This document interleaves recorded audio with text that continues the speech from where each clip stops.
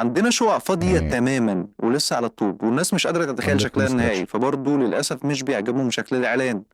هل عندك برضه حل من الحاجات امم بتاعت الاي اي دي؟ اه يا فندم.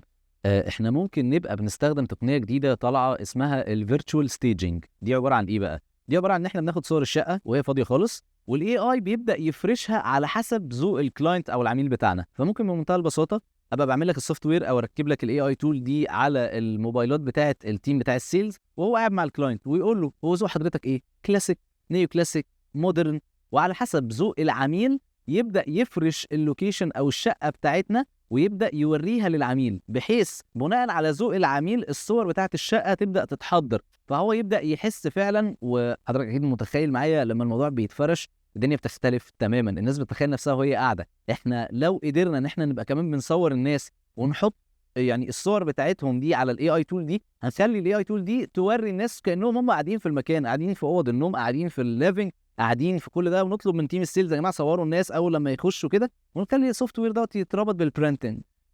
برنتنج سيستم كده، برينتر كده سهل وبسيط، يعني يبقى الناس نفسها ماسكه صوره كده وهم قاعدين في المكان ده. اكيد اكيد ان شاء الله هيضاعف المبيعات بشكل كبير قوي، لانه الناس هتتخيل نفسها في المكان بشكل اكبر. فلو الفكره دي عجبتك احنا ممكن نبدا ننفذها على طول من بعد الكونسلتيشن سيشن بتاعتنا.